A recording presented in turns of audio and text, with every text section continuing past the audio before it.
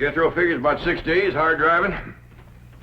Where are you going with that wood? Oh, Granny wants it on the truck. Put it down. With all the wood we got back at the cabin, we sure ain't going to haul none from Beverly Hills. Oh, she says it's for on the way. On the way? Granny, what in the world are you doing? I'm making sure we don't freeze to death. It's warm here. Won't be when we get in the mountains. You figure to keep that thing burning for 6 days? And 6 nights. Don't forget, it's December every other place but here. Damn blame California. The weather's as mixed up as the people. I'll be glad when I get back where there's some snow and ice. I can't wait to see Ma and Jeff Green. Yeah, it'll be my fine Christmas present for your ma and your sister, or us dropping in on them like this. Now tell me again, exactly what did Marie say? Sister said the Clampetts were loading their truck and appeared to be moving out. Why? What could have happened? Who offended them? Whoever it was, I'll have them driven out of Beverly Hills. Chief, don't get so upset. I know a man with $25 million in your bank Is that why you think I'm upset? Because Jed Clampett has $25 million in my bank? Isn't it? Of course not. The thing that upsets me is the fact he might take it out. I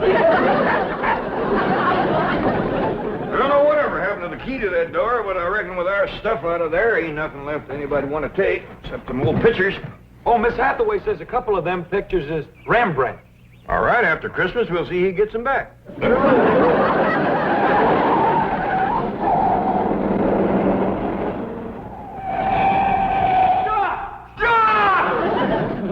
Where are you going? Going home. What? Oh, please, you can't go away and leave me like this. All right, climb on. I reckon we got room for you. Oh, my heavens, we caught you before you left. Granny, is there room for 2 back there? Yeah, if you want to squat next to the stove. No, we don't want to go with you. We want you to stay here. We'll be back after Christmas. Well, Mr. Clampett, if you want to go home for Christmas, let me make the arrangements. I'll have you there tonight. Tonight? Clean back home? Yes, and you'll arrive in style, too. Well, Miss Hathaway, I think Granny and Ellie Mae should have mink coats for the trip, don't you? Of course. Well, let's go take care of it, and the reservations, too. Mr. Clampett, you start unloading the truck and leave everything to us. You'll be home in 5 or 6 hours on the jet. What's a jet, Paul? I don't know, bus or jitney, I reckon. Get us there tonight? You heard what he said. Well, that will be a surprise to Pearl. Uncle Jed, it took us 6 days to get out of here. How are we going to get back home in 5 or 6 hours? That bus driver must know a doozy of a shortcut.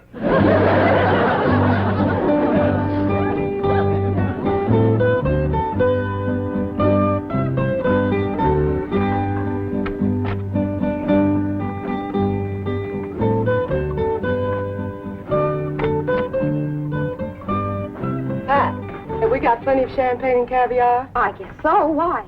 The entire first-class section has been reserved for a family of VIPs, the Clampetts. Wow. Young ladies, I presume you've been advised of special arrangements for the Clampett family? Oh, yes, indeed. Certainly have. Here they come now. Oh, get a load of those minks. Granny, Ellie Mae, right this way. I'm sure you'll be quite comfortable in the lounge. This way. Uh-oh. How did they get past the gate? Let's get them out of here before the Clampetts see them. I'm afraid you're in the wrong section. May I see your tickets, please? Well, I don't think we got any. Say, this bus sure is fancy. But you've come to the wrong place. You want the bus station. Now, just go back the way you came and ask for the Traveler's Aid. Now, they'll help you. Oh, yeah. Well, thank you, ma'am. Granny, Ellie Mae, come on. We're on the wrong bus. Mr. Clampett, what's the trouble? This is Mr. Clampett? Of course. Right this way. Jethro? Here, Jethro. Keep the tickets. Now, Mr. Clampett, you have the money Mr. Drysdale gave you. Yes, ma'am. Right here. A limousine will meet you and take you to Pearl's house. And Mr. Drysdale is phoning ahead to Mr. Brewster to be sure your cabin is in order. Well, don't let him give away a surprise to Pearl. Oh, he won't. Well, happy landing, Merry Christmas, and au revoir. Merry Christmas to you, too. And Jethro, here's something for you if you promise to bring it back to me. Take good care of them, and remember, the tall, young, good-looking one is mine.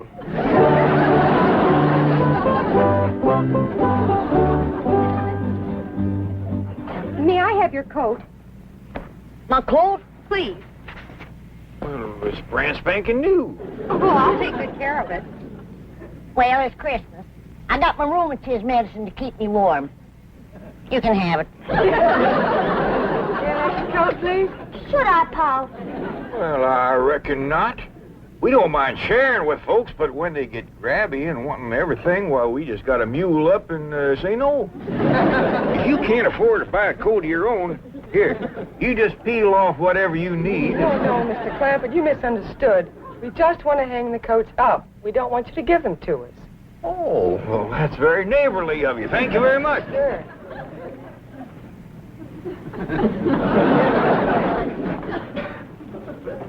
Now, if you'll all be seated over here until we get underway. Come on, let's go.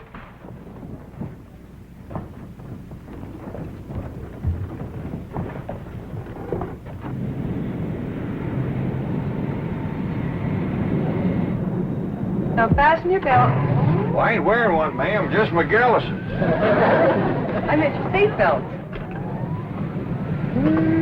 Doggies, this is a fancy bus.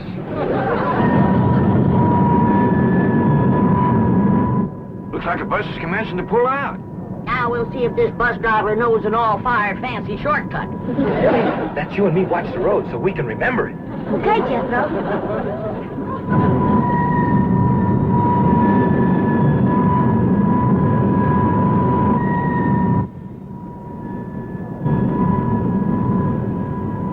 If you ask me, this bus driver ours is lost. Just keeps us circling and a turning. You know there's no shortcut yet. Ding, ding.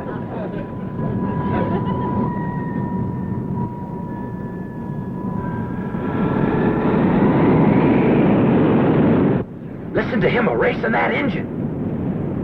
Yeah, but the wheels must be spinning in the mud. We ain't moving.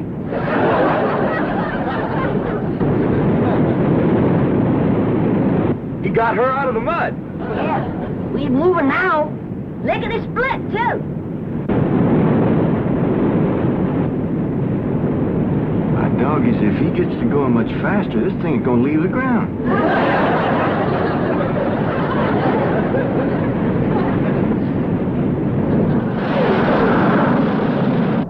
Don't look now, but it is leaving the ground. Jethro, you better get up there and tell that bus driver to slow down. We ain't got time for that. Let's get off of this thing before it gets any higher. Now, wasn't that a smooth takeoff? You may unfasten your seatbelts anytime you like. Would you folks like some champagne and caviar? Or would you prefer a nice hot meal? We have steak, chicken, fish, anything you like. Oh, no thanks. We had a mess of grits and jowls before we left home. Perhaps you'd like to relax in it. Take a little nap. There. Whoop. Doggies, Granny, ain't that something? It's good for the rheumatiz. Now, if there's anything else that we can do to make your trip more comfortable, just press the little button. And we'll be right here. Them girls ain't a bit scared. Sure is friendly, too. Offering to share their food with us. Makes me feel ashamed we didn't let them keep our coats. You want me to go up and talk to the bus driver, Uncle Jed? I reckon not, Jethro. Don't nobody else seem skittish, and we don't want folks to think this is our first bus ride.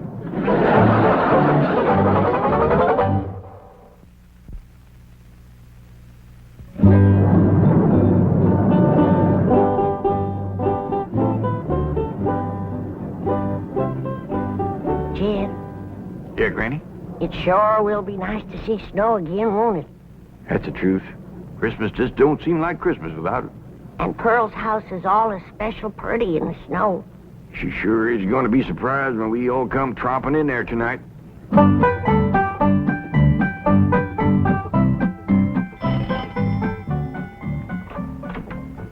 Howdy, Pearl. Homer Winch, when are you going to learn not to walk into a body's house without a body inviting you? Well, I rang and you didn't come. You didn't give me time, you old coot. Now, don't you never do that again. Get out of my parlor. I like you when you're mad, Pearl. You're an exciting woman. Homer, you get out of here. I don't have time for your foolishness. Jethrine and me's going to California to spend Christmas with Cousin Jane.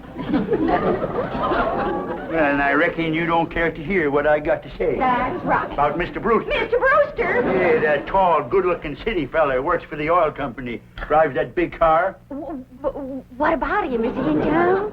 I've been ordered from your parlor, Pearl. I think I'd best be going. Homer, I didn't mean it. Please, Homer, you tell me about Mr. Brewster, and I'll bake you a sweet potato pie. Well... And for dessert, red horse swimming in elderberry wine. You're an exciting woman, Pearl. Tell me. Well, you see, he stopped over at the Emporium to get some cheese and crackers. Said he was going to be over at Jed's cabin alone all day, and he didn't have no food. Thank you, Homer.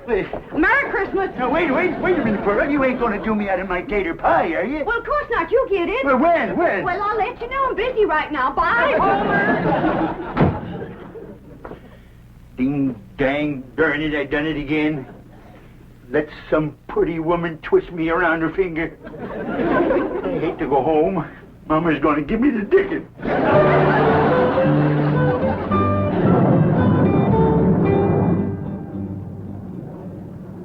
Jed, Hey, Granny. I just had a terrible thought. What's that? Suppose we get to Pearl's house and she ain't there. Where would she be? Out chasing that Brewster fella, that's where. Ah, she ain't likely to catch him in her horse and buggy. Whoa, Betsy.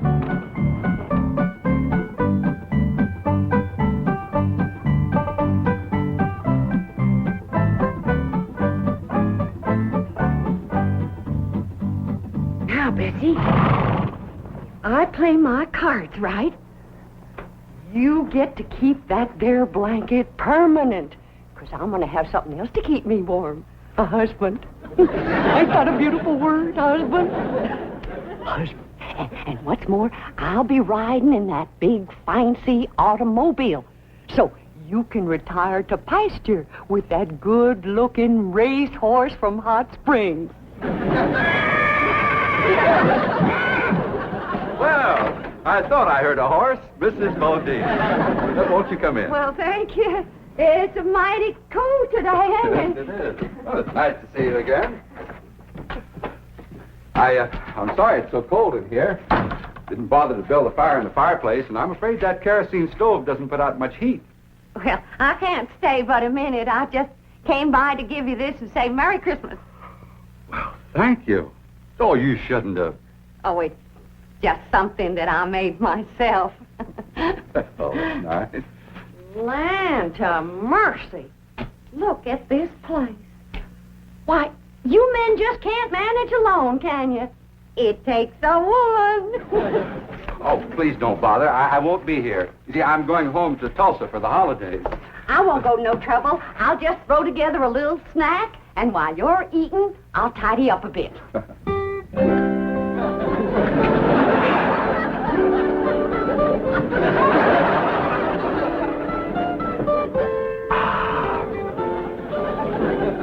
This is the most fantastic miracle I've ever seen. The way you produced this banquet right out of thin air. Ham, fried chicken, roast pork, and this delicious sweet potato pie. That's my own special recipe. Oh. Here, wash it down with some red horse and elderberry juice. Mm-hmm. Oh, that is sensational juice. But, Mrs. Bodine, I just can't eat another bite. Why, Mrs. Bodine, what have you done to this cabin? Oh, do you see a difference? And where did you get those curtains? I just run them up while you was eating. Really, you are a remarkable woman. You cook, you sew, you're a wonderful housekeeper. And I love it. It ain't work to me at all. It's pure enjoyment. Mrs. Bodine, I know that this must seem awfully sudden to you, and I know you have lots of ties, lots of activities here in the hills, but I was wondering, do you think you could possibly be happy living in a city like Tulsa? Tulsa? That's where you live, ain't it? Yes, I have a very nice home there, but frankly, it needs you. And I think Mother will agree. You want me to meet your mother? Well, actually, it isn't necessary, and I know Mother will approve my choice. You don't have to give me your answer immediately. You just think it over. Yes, that's my answer. Yes. But we haven't even discussed money. I'll give you every cent I make. Mrs. Bodine, as my housekeeper, I will be paying you. Housekeeper. That's caring for Mother. Oh, incidentally, Mother's just going to love this elderberry juice. What's the matter? Do something? You shorted.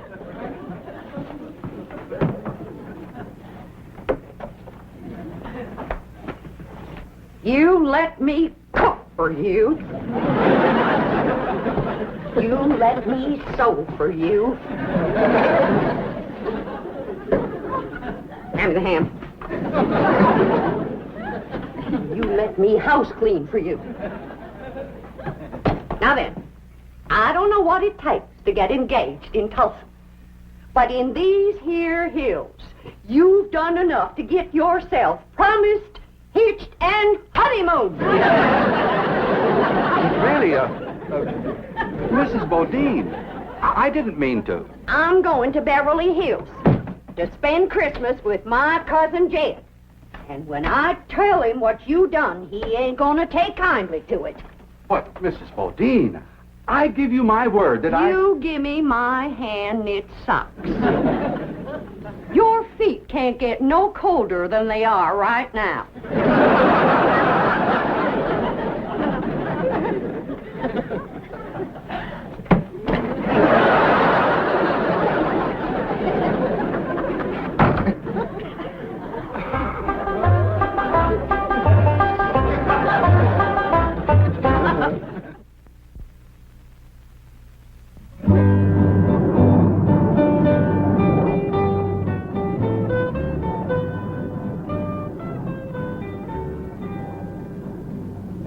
They're sleeping like babies. Do you think we should wake them for the movie? I don't know. It's a lady super western, just the kind of picture they'd enjoy. Well, why don't we start it, and if they wake up, fine. Good idea.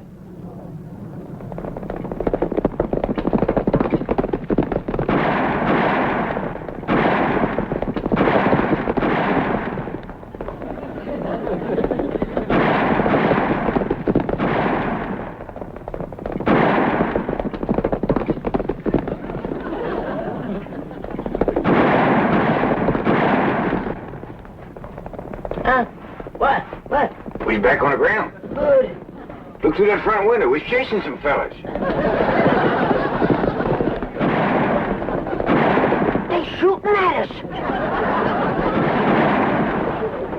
Exciting, isn't it? Get down! You was right in the line of fire. What's going on?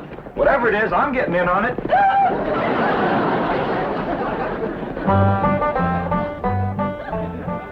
But Mr. Drysdale, Pearl is on her way to California to see them. Well, can you catch her in time? Oh, I think so. She's driving a horse and buggy. I'll tell her her family's on the way. No, this is a surprise. Well, then what'll I say? But say anything to keep her there until the Clampetts arrive, and I'll get over to Pearl's. Oh, no, she might misconstrue. You see, I have a very delicate situation here. Yes, you certainly have. And if you spoil Jed Clampett's Christmas surprise, he'll cut off your oil. But Pearl might think I want to marry. Merry Christmas to you, too. Bye. Hello? Oh, boy. Here's the sweet potato pie and red horse, I promise.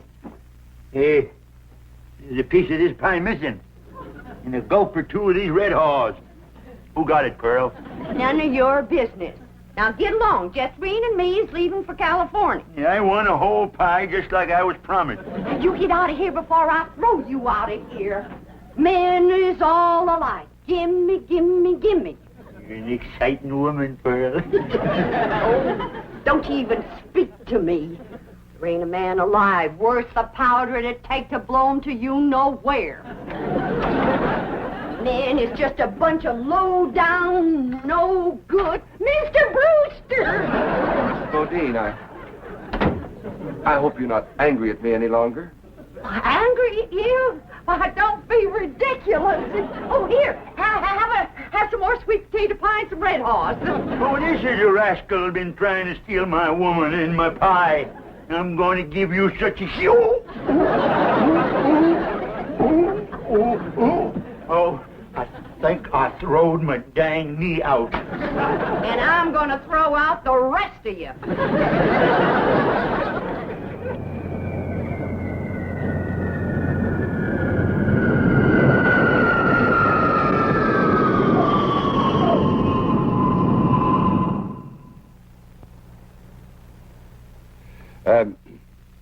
You see, in my business, what I mean to say is that I'm away from home a lot.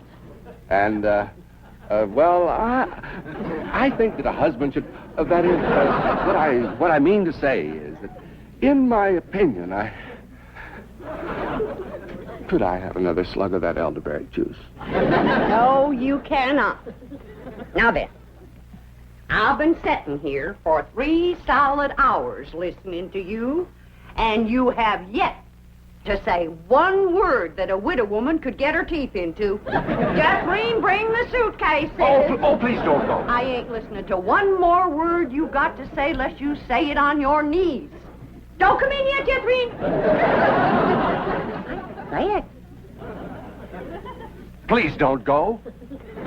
You are the slipperiest man that ever lived.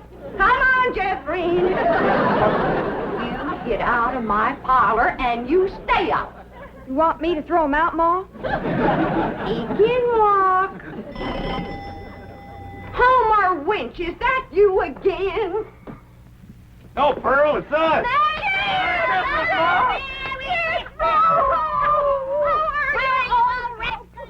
Merry Christmas, Jeffrey. Uncle Dad. Why, you have grown... Mr. Brewster, what are you doing? Mr. Clampett, if you'd been just 1 second later, I'd have been engaged to your cousin Pearl. Go back out, everybody. Please, Mr. Clampett. Jingle bells, jingle all the way. Oh, what fun it is to ride in a one-horse open sleigh. Dashing through the snow in a one-horse open sleigh. O'er the fields we go, laughing all the way. Bells and bobtails ring, making spirits bright. What fun it is to... You're nothing but a two-timer, Homer Winch. Girl told me about you sparking her, you old rascal, you. You're exciting when you're mad, Granny. Hey, how about going for a little sleigh ride with me? You promise to behave? Sure I do. Well, we might as well stay here and sing.